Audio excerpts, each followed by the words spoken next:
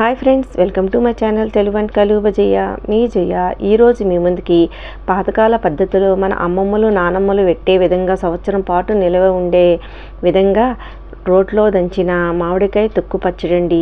దానికోసం ఎలా చేసానో ఏమేమి తీసుకున్నానో ఈ వీడియోలోకి వెళ్ళి చూద్దామండి. చూస్తుంటే నోరు ఊరిపోతుంది కదామని అప్పుడు అలా చేసుకునేవారు కాబట్టే చక్కగా సంవత్సరం పాటు నిల్వ ఉండేవండి. ఫ్రిడ్జ్లో ఏమీ ఉండేవి కాదు కదండి. ఆ టైంలో జాడీల్లోనే నిల్వ పెట్టుకునేవారు. ఇప్పుడు మనం కూడా అలాగే అయితే చేసి చూపిద్దామండి. చూసారు కదా, దానికోసం అయితే నేను 4 పెద్ద రసం కాయలు అయితే తీసుకున్నానండి.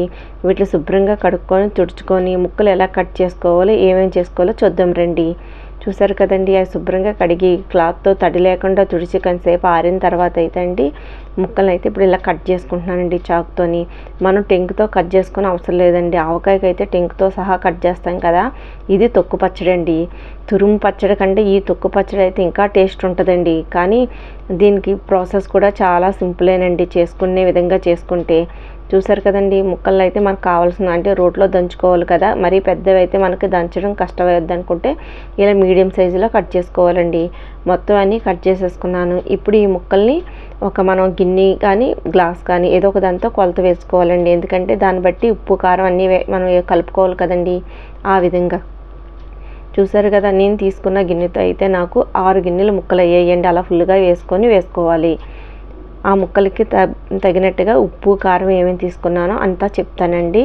ఇప్పుడు ఇవి చూసారు కదండి, అదే గిన్నెతో నాకు 6 గిన్నెలు ముక్కలు వచ్చాయండి. అదే మీకు 3 గిన్నెలు ముక్కలు వస్తే ఎలా చేయాలో కూడా చెప్తాను. చూసారు కదండి, ఇప్పుడు దానికి నేను ఉప్పు పసుపు ఈ ముక్కలు పక్కన పెట్టుకున్నా.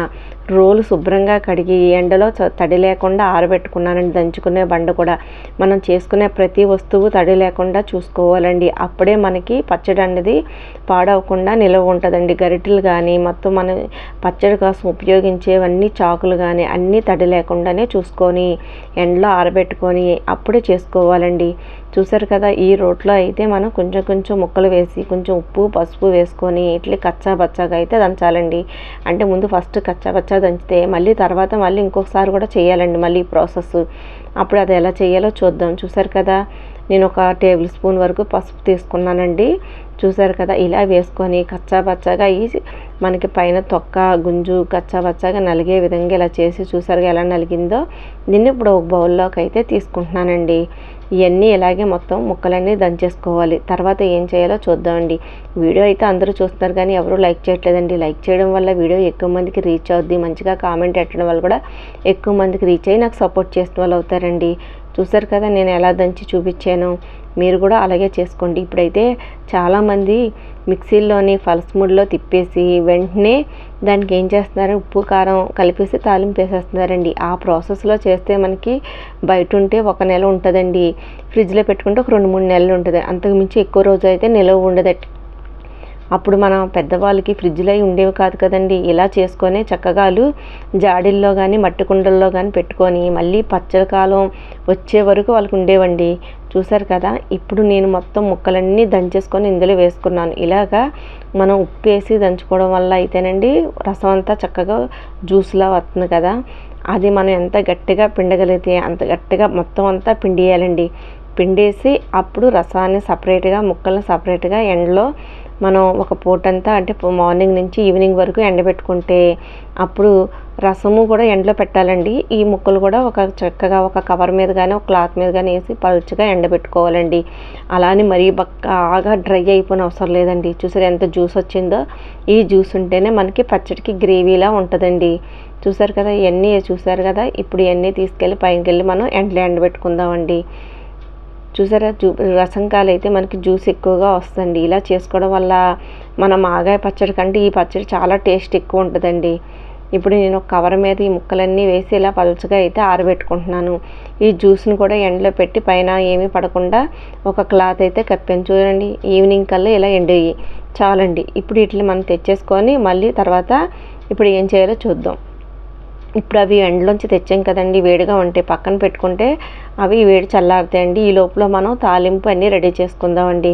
చూసారు కదా, వీటికైతే నేను ఒక 2 స్పూన్లు మెంతులు, ఒక 4-5 స్పూన్ల వరకు ఆవాలు వేసుకున్నానండి. వేసుకొని ఇవన్నీ మంచిగా మీడియం మంట మీద వేయించుకున్నాను. మనం వేసుకొని ఎక్కువ దీనికి ఆవపిండి మెంతిపిండి అయితే ఏమీ అవసరం లేదండి. ఈ పొడి వేసుకోవడం వల్ల మంచి టేస్ట్ ఫ్లేవర్ ఉంటుందండి. చూసారు కదా, ఒక 5 స్పూన్లు ఆవాలు, ఒక 2 స్పూన్లు మెంతులు వేసి ఇలా వేయించి చక్కగా దోరగా మీడియం మంట మీద చల్లారిన తర్వాత అయితే మిక్సీలో వేసి పొడి చేసుకున్న, రోట్లో వేసైనా పొడి చేసుకోవచ్చండి. చూసారు కదండి. ఇప్పుడు ఈ చల్లారే వరకు పక్కన పెట్టుకొని ఇప్పుడు అదే బాండీలో మనం పోపు పెట్టుకుందామండి. ఈ పోపు కూడా మనం రెడీ చేసుకునేటప్పటికి చల్లారిపోవాలి కాబట్టి నేను పల్లి నూనె వేసుకుంటున్నానండి. మీరు నువ్వుల నూనె కానీ ఏ నూనె అయినా మీ ఇష్టం. అయితే మనం ఈ నూనె ముందు చక్కగా ఇలాగే వేసుకొని కొంచెం మీడియం మంటలో వేడెక్కిన తర్వాత కొంచెం ఆవాలు, కొన్ని మెంతులు, కొంచెం జీలకర్ర, అలాగే కొన్ని ఎండుమిర్చి, కొంచెం ఒక గుప్పుడు వెల్లుల్లిపాయలు, కరివేపాకు ఇవన్నీ 1 by 1 వేసి వేయించుకొని ఇంగువ మాత్రం చక్కగా వేసుకోవాలండి. ఏ పచ్చళ్ళలోనే ఇంగువ వేసుకుంటేనే మనకి టేస్ట్ అనేది మంచిగా వస్తుంది. ఈ ఆవాలు ఇవన్నీ వేగిన తర్వాత మనకి చక్కగా ఈ వెల్లుల్లిపాయలండి నేను తొక్కతోనే కచ్చాపచ్చా చేశాను. ఇలా అయితేనే ఫ్లేవర్ బాగుంటుందండి, టేస్ట్ కూడా బాగుంటుంది. చాలామంది తొక్క తీసేసి గుడ్లు వేస్తారు, అలా కంటే ఇలా చేస్తేనే బాగుంటుందండి. ఇవి కూడా కొంచెం అయిన తర్వాత ఎండుమిర్చి, అలాగే కరివేపాకు కడిగి ఆరబెట్టిన తర్వాత వేసుకుంటానండి. అప్పుడు ఇది బాగా క్రిస్పీగా అయ్యే వరకు వేయించుకోవాలండి. అయిపోయిన తర్వాత స్టవ్ ఆఫ్ చేసే ముందు మనం ఇంగువ వేసుకుంటే, చూసారు కదండి, ఇంగువ ఒక 1/2 స్పూన్ వరకు వేసుకున్నాను. ఇంగువ మీకు ఇష్టం ఉంటే వేసుకోవచ్చు, లేకపోతే లేదండి. ఇదంతా అయిపోయిన తర్వాత ఇప్పుడు మనం చక్కగా స్టవ్ అయితే ఆఫ్ చేసేసుకుంటున్నాం. ఈ పోపు అన్నది మనకు రెడీ అయిపోద్దండి. ఈ లోపలని అది చల్లారేటప్పటికి ఇది పొడి చేసేసుకొని మళ్ళీ ఆ ముక్కల్లోకి ఎలా కలుపుకోవాలో అని చూద్దామండి. చూసారు కదా, మిక్సీలో వేసుకొని మెత్తగా పొడి అయితే చేసేసుకున్నాను. మీరు రోట్లో దంచైనా దంచుకోవచ్చండి. చూసారా, ఇప్పుడు పచ్చడిని ఎలా కలుపుకోవాలో చూద్దామండి. ఈ జ్యూస్ కూడా ఎండలో పెట్టి తెచ్చాం కదండి. ఇప్పుడు ఈ జ్యూస్లో ముందుగా మనం చేసుకున్న ఈ ఆవాలు మెంతుల పొడి వేసుకున్నాం. ఒక 3 గిన్నెలకి 3/4 గిన్నె కారం వేయాలండి. అందుకనే నేను చూసారు కదా 3/4 గిన్నె కారం చొప్పున 2 3/4 గిన్నెలు వేసానండి, అంటే గిన్నెన్నర. అలాగే ఉప్పు అయితే మనకి అరగిన్నె పడద్దండి. ఫస్ట్ ఒక అరగిన్నె ఉప్పుని మనం దంచేటప్పుడు వేసాము 3 కప్పులకి, మిగతా మిగిలినది ఇప్పుడు ఇందులో వేసానండి. ఎందుకంటే దంచినప్పుడు వేసాం కదా. ఇప్పుడు కొంచెం తగ్గించుకొని మనం మొత్తం మీద నాకు ఒక గిన్నె ఉప్పు అయితే పట్టింది. అది కూడా మనం కల్లుప్పుని ఎండబెట్టి పొడి చేసుకున్నదండి. పచ్చళ్ళకి ఆ కల్లుప్పునే వాడుకోవాలండి, అప్పుడే టేస్ట్ బాగుంటుంది. మొత్తం ఇవన్నీ ఇలాగా ఈ జ్యూస్లో కలిపేసుకొని పక్కన పెట్టుకోవాలండి. ఇప్పుడు మళ్ళీ చక్కగా ఎండిపోయి ఉన్నాయి కదండి ముక్కలు, వీటిని మళ్ళీ రోట్లో వేసి దంచి ఈ మనం కలిపి పెట్టుకున్న గ్రేవీ ఈ ముక్కలు కూడా కొన్ని వేసుకుంటూ మళ్ళీ దంచాలండి. అప్పుడు ఈ ముక్కల్లోకి ఉప్పు కారం పట్టి టేస్ట్ అన్నది చాలా బాగుంటుంది. చూసారు కదా, మళ్ళీ రోల్ని మనం వెంటనే వార్నింగ్ చేసుకున్నాం కదండి, కడిగేసి శుభ్రంగా ఎండలో ఆరబెట్టి ఉంచుకున్నానండి. ఇప్పుడు ఈ గ్రేవీ కొంచెం ఈ ముక్కలు కొంచెం వేసుకుంటూ అట్లా బాగా ముక్కలు కచ్చాపచ్చగా నలిగే వరకు ఫస్ట్ గ్రేవీని అలా కొంచెం రోకల బండతో మెదుపుకొని ఇలాగ చూసారు కదా, అలా కొన్ని ముక్కలు వేసుకుంటూ అలాగ దాన్ని కుమ్ముకోవాలండి. దీన్ని రోట్లో కుమ్ముకోవడం అంటారు, దంచుకోవడం అంటారు. పెద్దవాళ్ళు అప్పుడు ఇలాగే రోళ్ళల్లో చేసుకునేవారండి ఏవైనా. అందుకనే వాళ్ళు ఎంత కష్టపడినా చక్కగా ఆ కష్టానికి తగ్గట్టు టేస్ట్ వచ్చేది. అలాగే అవి స్టోరేజ్ కూడా ఉండేవండి. చూసారు కదా, మీకు ఇంత ప్రాసెస్లోని ఎవరైనా చేసి చూపించారా అండి? కాదు. ఎందుకంటే ఇప్పుడు అందరికీ అర్జెంటుగా అయిపోవాలి, ఎంత కష్టపడకూడదు, ఎంత ప్రాసెస్ ఉండకూడదండి. టక్మని మిక్సీలో వేసి తిప్పేయాలి, కలిపేయాలి, అయిపోవాలి. కానీ అది ఎక్కువ రోజులు స్టోర్ ఉంటుందా, దాని టేస్ట్ ఉంటుందా అని ఎవరూ చూడట్లేదండి. చూసారు కదా, ఇలా రోట్లో దంచి చేయడం వల్ల ఆ టేస్ట్ అయితే సూపర్గా ఉంటుందండి. ఒకసారి మీరు కూడా చేసాక అప్పుడు చూడండి. మామూలు మనం మిక్సీలో తీసుకున్న దానికంట ఇలా రోట్లో చేసుకుంది. అలాగే మనం మాగాయ పచ్చడి పెట్టుకుంటాం కదా, ఆ మాగాయ పచ్చడికి మళ్ళీ తురుము పచ్చడికి దానికంటే ఈ తొక్కు పచ్చడి టేస్ట్ ఇంకా చాలా బాగుంటుందండి.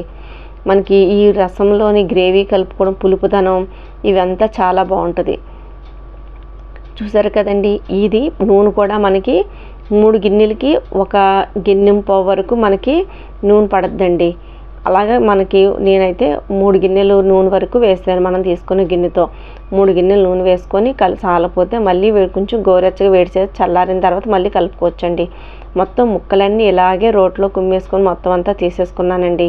ఇప్పుడు దాన్ని అంతా ఎలా మిక్సీ కలుపుకొని మనకి స్టోర్ చేసుకున్న గాజు బాటిల్ కానీ జాడీలు కానీ అవి కూడా శుభ్రంగా కడిగి ఎండలో ఆరబెట్టి పక్కన పెట్టుకోవాలి. ఇప్పుడు ఇదంతా మనకి చూసారు కదా, తాలింపు పోపు చల్లారిపోయింది కదా, అందులో వేసేసుకున్నానండి. ఇప్పుడు ఇందులో కలుపుకుంటానికి మనకు కుదరట్లా. ఇప్పుడు ఈ పెద్ద దాంట్లోకి వేసేసుకొని దీన్ని బాగా అయితే కలుపుకుందామండి. ఎంత బాగా ఉప్పు కారం అన్నీ ఈ నూనెలో కలుపుకుంటే అంత టేస్ట్ ఉంటుందండి. మీరు కూడా ఇంతకుముందు ఇలాగే చేసేవారండి? చేస్తే కామెంట్లో తెలపండి. చూసారు కదా, ఆల్రెడీ మనం అయితే జ్యూస్లో ముందే పసుపు అది వేస్తాం కాబట్టి ఇప్పుడు వేయలేదండి. వేయకపోతే మీరు కావాలనుకుంటే ఇప్పుడు వేసుకోవచ్చు. పసుపు అయితే సరిపోద్దండి నాకు. చూసారు కదా, ఈ పోపు దినుసుల్లోనే మనం పచ్చెనగపప్పు మినపప్పు అవి కూడా వేసుకోవసరం లేదండి. ఎందుకంటే మనకి ఎక్కువ రోజులు నిల్వ ఉండేటప్పుడు ఆ పప్పు బద్దలు నాని టేస్ట్ బాగోవండి. అందుకని చెప్పి చూసారు కదా, మొత్తం అంతా ఇలాగా కలిపేసుకొని నూనె మనకి ఇంకా సరిపోలేనట్టుకుందంటే మళ్ళీ వేడి చేసుకొనైనా వేసుకోవచ్చండి చల్లారిన తర్వాత. చూస్తుంటే కలర్ చూస్తుంటే నోరు ఊరిపోతుంది కదండి. వెంటనే అన్నం కలుపుకొని తినేయాలనిపించేస్తుందా మరి. చూడండి, పుల్ల పుల్లగా కారం కారంగా టేస్ట్ అయితే చాలా బాగా వచ్చిందండి. వేడివేడి అన్నంలోని కొంచెం పచ్చడి నెయ్యి వేసుకొని తింటే టేస్ట్ అంత బాగుంటుందండి. అలాగే పెరుగన్నంలో కూడా చక్క పుల్ల పుల్లగా చాలా కమ్మగా ఉందండి. ఒకసారి చూడండి, మొత్తం నేను ఈ బాక్స్లో పెట్టి నొక్కేసి మూత పెట్టేసి ఉంచుతారండి. మళ్ళీ 3వ రోజుకి వెంటనే తినే బాగానే ఉంటుంది. ఇలా 3 రోజుల నుంచి అప్పుడు తింటే దాని టేస్ట్ ఇంకా బాగుంటుందండి.